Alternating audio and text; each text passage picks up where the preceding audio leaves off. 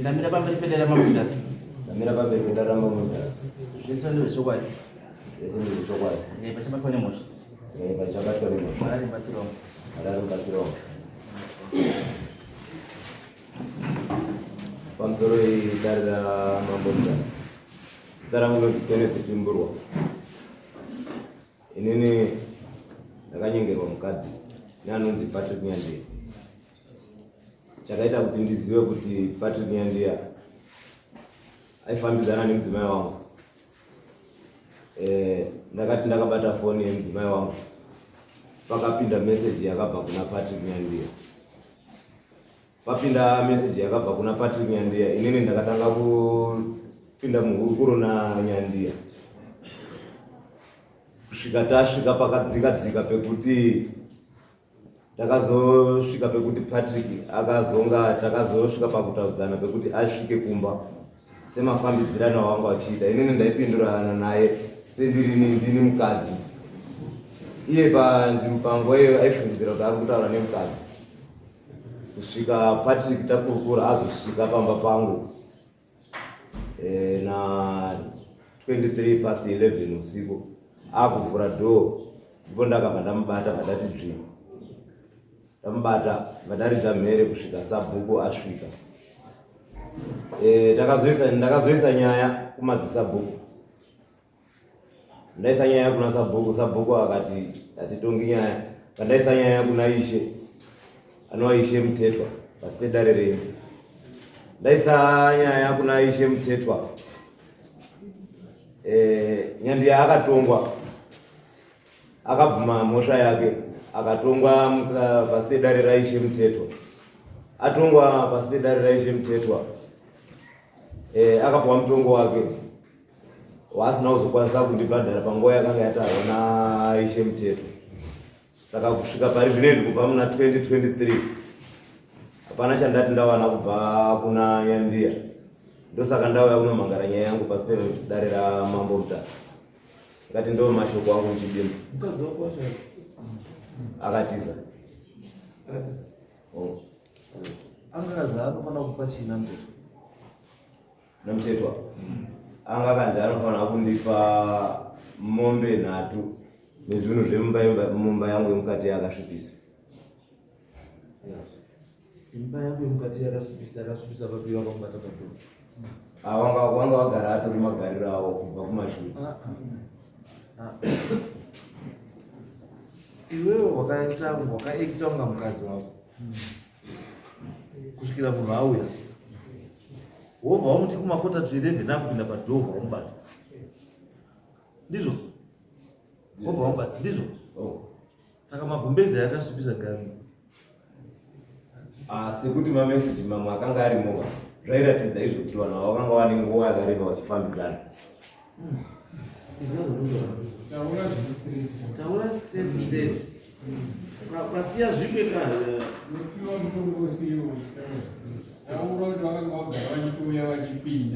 vakanga vagara vachitouya vachipinda mumba mangu pamubhedha wangu. Patika izvozvo iwo mafungira kuti kuzi hauna proof. Une proof hauna. Dai unotaura ndakabata vanhu ndikatobvisa gumbezi, ndakatobvisa gumbezi inini ndikatobata munhu, there is proof. Mukadzi wako ndosanda bhozi, mukadzi wacho ari kupiwa and mukadzi adai achitaura yega achikonfisa kuti zveshuwa takarara mufakati because mutongo wakatopiwa nekurara nemukadzi wemunhu mudoko.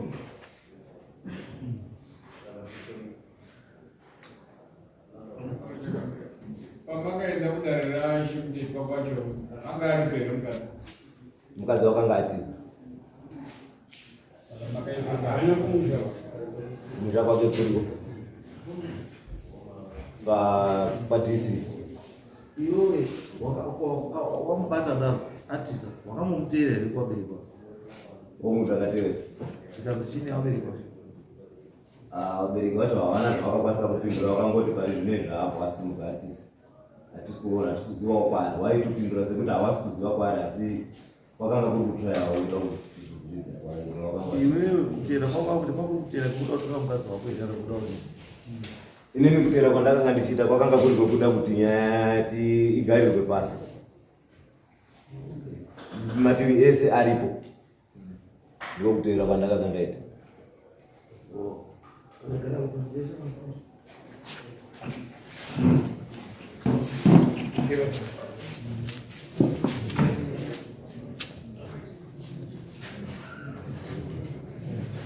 Kamera pamberi pedera mambo mtasa. Kamera pamberi pedera mambo mtasa. Yesu shukwati. Yesu chara shukwati. Ile pesa kwa nemo. Ile pesa kwa kuchoka.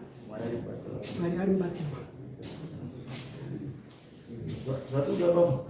Afuna mustarikiza kuanza kwa mashule ya mtasa. Yeye akatoka darasa kwa watu wa mtego ndio kunywa moto ya kudarasa kwa tu. Hai. Ikada kutangura changamoto. Wewe yeye au ndabana, ese unataka kusema kwa yeye. Nyaya yao ndabana kuti hausi kubhadhara zvawakazobhadhara. Ndakaramba kubhadhara nekuti handina kurara nemukadzi munhu, handina kudanana nemukadzi wangu. Paakandidaidza nemameseji, mudzimai wakakanga andikwereta mari. Saka paakandidaidza nemameseji ndakafunga kuti kunopiwa mari yangu.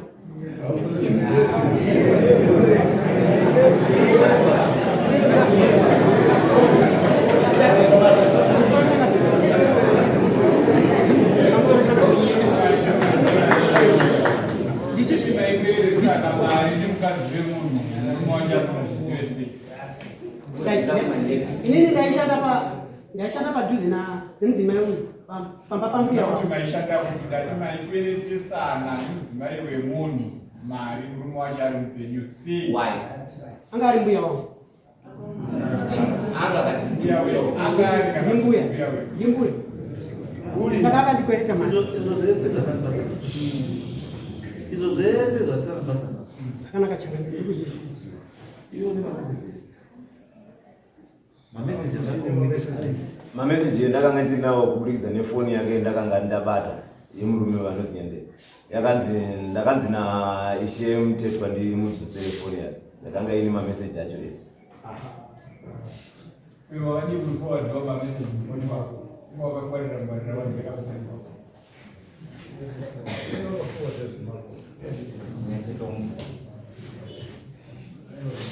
But now, another nyaya uya utaka kuchinja manje. Why? Autaka kuchinja because iwo pamwe kabata. Exhibit wakati destroyer evidence. And asisu manje hatipi munhu wakashata the benefit of the doubt. Yekuti nekuti wakamispresa ili. Ai. Pawakatotongwa aripo mameseji ukabatwa nemhosva. Mhosva yako inorichi idori. Badara. Saka isusu nyaya tiri yokuti mukadzi uyu mutomura. Because mazuva ano zvatakuita kune ma-equal rights. Murume haambodana negama, unodana nemukadzi. Ende mukadzi haambodana negama, unodana nemumwe murume. Saka murume uyu anobhadhara murume uyu, mukadzi uyu anobhadhara mukadzi uyu.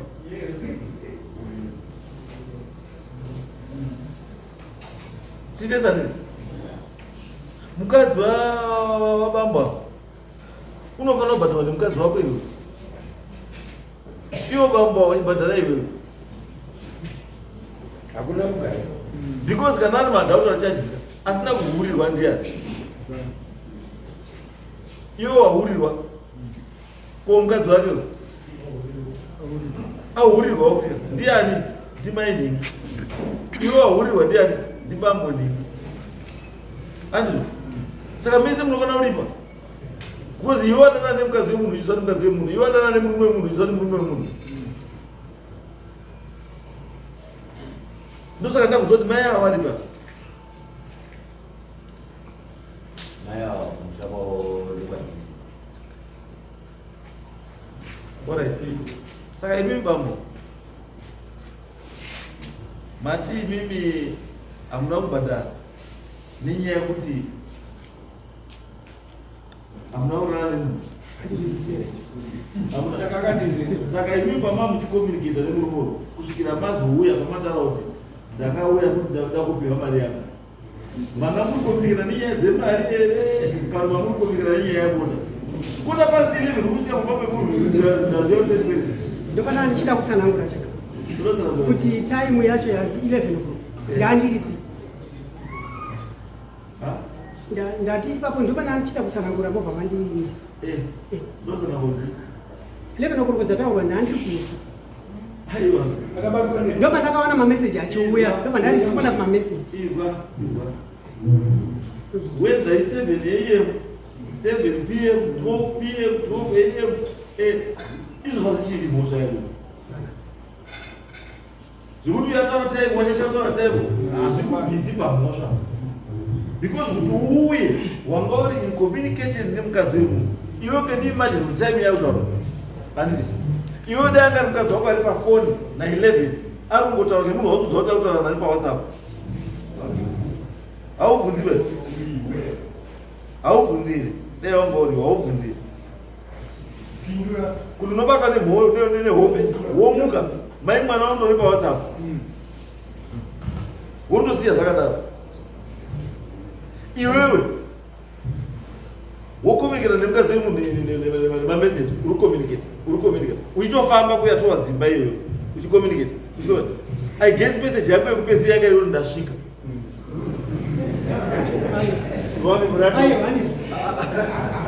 message yake yekupedzisira yaiti ndo masoko ake ekupedzisira handizvo message akandadini ndasvika ndinoramba kuti handizvo aiwa uyo anga achazivhura dozi handina kuvhura dho ndakasvika pabharanda ndobva handifirita handida kutsanangura ipapa ndakapinda pabharanda ndobva handifirita handizvoti akandifirita nemaziso mandatotiza ndakatiziva distance ye50 ndoba akavheruka handandibatira pamba pake ndandatobunze tichitotiza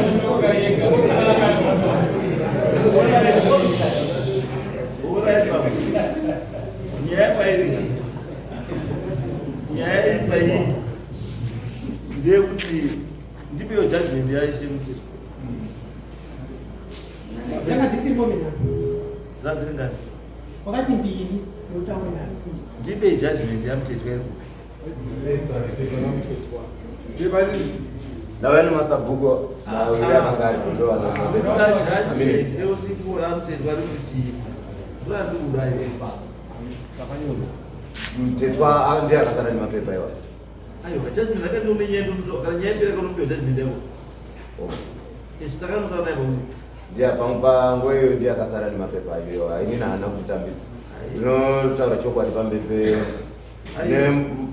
iwewe izwa pepa iro ndonotoende mberi nenyaya dzako kana pasina pepa iro mberi kwesoko hakuna kwaunosvika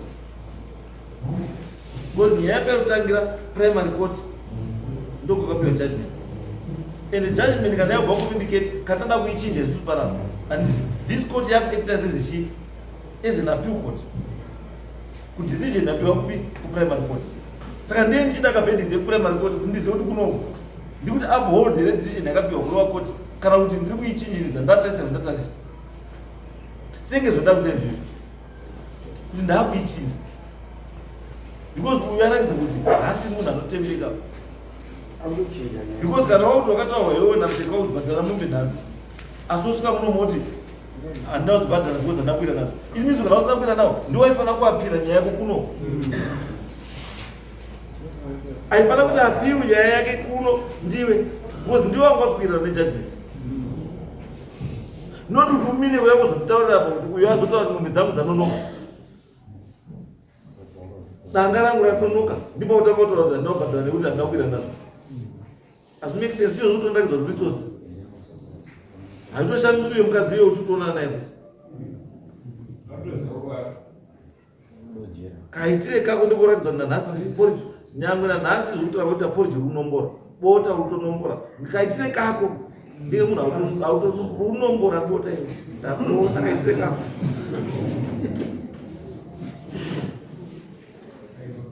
unganyemba kukaita sei because kana wakatopata nemhosva chakakunetsa iwe pawakaona iwe kuti hausikwirana nazvo udai wakataura kuti ai changamira matongo yanyu asi ndakuenda mberi aiwa zvinozi ignorance hakuna bambo uchikwanisa kupinda mukadzi wemunhu womira pamberi abondotaura kuti hauziva kuti wakapusa kuye komira pamberi pamuti wakapusa asi uchikwanisa kubvisa mukadzi wemunhu kurugwa iwe Mwana wewe kunyepera upusa pamberi panapa padari panapa. Asi wakakwanisa kupidza mukadzi wemunhu gurupa. Woda kuuya panapa kunyepa kuti kusaziva chakamira kusaziva waisaziva kuti mukadzi wemunhu. Iwe kubva kusumudzwa mumba kwako iwe nemukadzi wemunhu 12 11. Kusiya wako mumba. Ende zvinorwadza zvacho wakatosiya wako atoti baba vari pamhasi ndovapapuridzi rakadziya. Iwe womusiya because waugadzira kweya poridzi riri kupisa.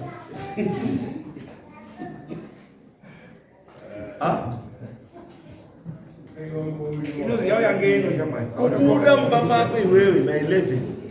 Kubuda mumba mako iwewe na 11. Kuenda kuri padhoro mumbe na 11. What done to not pamari yangu? Yanga iri mari. Sorry? 50 wakamupa iri panyaya iyi. Wakakwenda akakwendesa kuwafusa. Ndikazi ndozokupa ibaba auya. No baba zvako wakamubvunza. Ayi, iyo ndo waizondipa baba auya. Saka akati ndoza wakazofika. Chakati ufike nyaya. Wakapindwa munhu kuya romutai yekusvika pamba kwako. Unazikazinyaya. Yako. Uziwo kuti wakabuda. Kana tuziwo. Udakatoza samwa. Mukadzi wako akati chi? Ndakamupa mari 50 akati baba wachazondipa ndaita sei? Chazopa baba uyu. But never did that.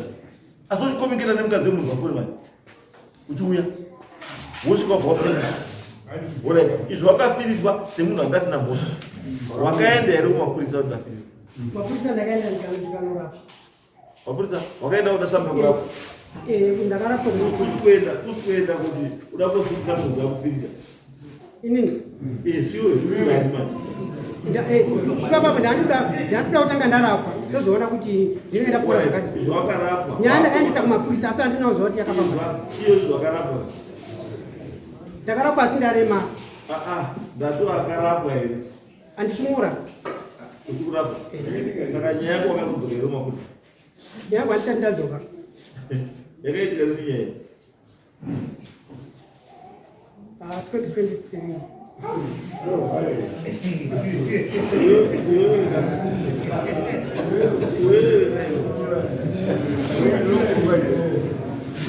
wewe 2023 utaanza wasataenda kuvhura nyaya yako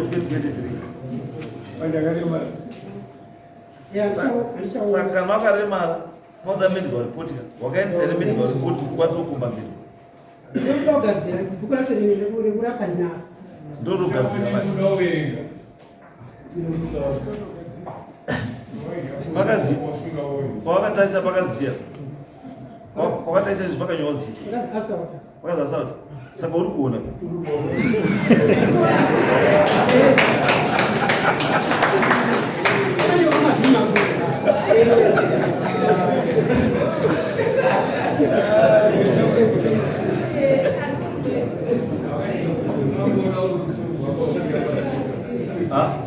akamukona ndozati singadi babani yakunokoda kuti nyepera zina basa iwewe chenda wabhadhare chii chenda wabhadhare ndizamombe enda wabhadhare mombe nhasi dzenjera nhasi 22 machi unofana kwabhadhara mombe ende unotopa mombe idzodzo dziri 3 ndakwedzera imwe 1 4 dzadzishoma yekuya yekunyepa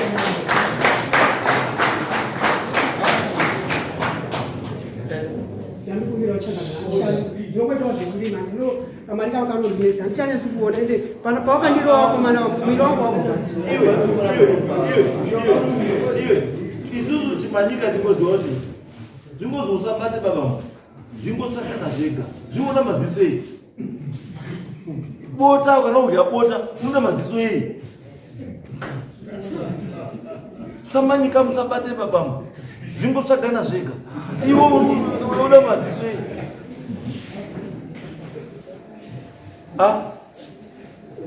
ura uyapota unoda laiti utanga watsvaga ndizvo unoitaura here enda usenze, because kana wakapara mhosva dzako, it means you are supposed to be ready kuti kana ndabatwa ndinofanira kubata.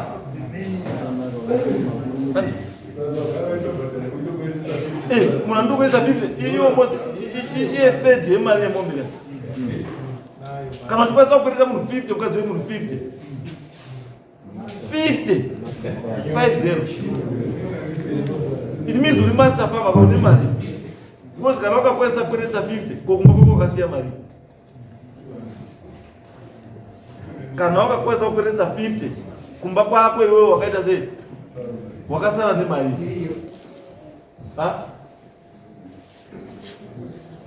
Bambo zvamuda kuti sai bambo azviiti ba Zimuti baba chiendai mahonde modzoka masvika mahonde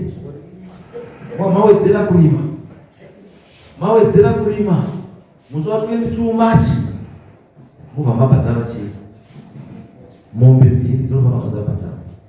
Kana musi kubhadhara mombe 2 idzodzo munoda mari $700 paitwa 22 chii Machi.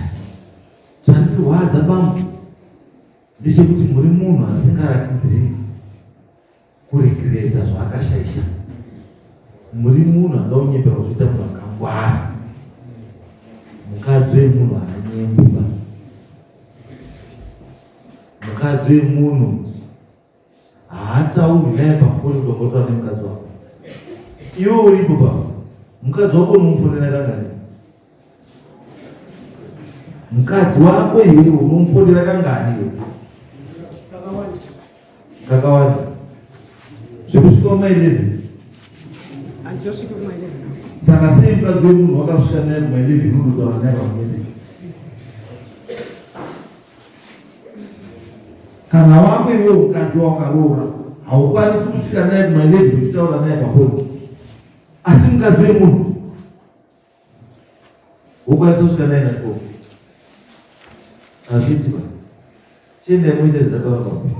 22 Machi bhadharai mari. Asi iwewe mukadzi wedu muda futi. Munyorei samoni mukadzi wake. Ndikutomuda kuno. Ane mhosva yake anofanira kubhadhara mukadzi wake. Zvaakaita. Because aizviziva kuti mukadzi murume. Aizviziva kuti murume. Mazova.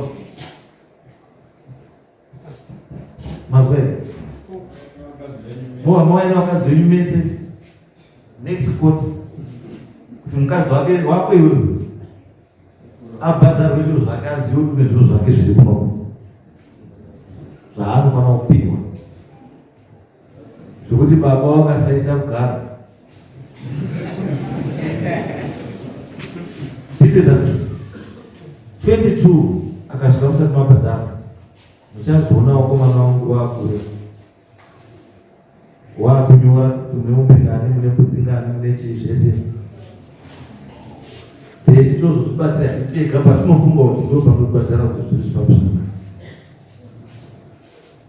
Titeza that if you don't pay by 22 March wachauya wakomana wobva wanyora kuti munei, mune mabadza mangani, mune mbudzi ngani, mune huku ngani, mune mombe ngani, mune masofa mangani. Tozozvibatsirawo kuteka kuti mubhadhare mhaka dzenyu dzamakaita murikutapirirwa mega tisipo. Izvo baba. Right, endei baba.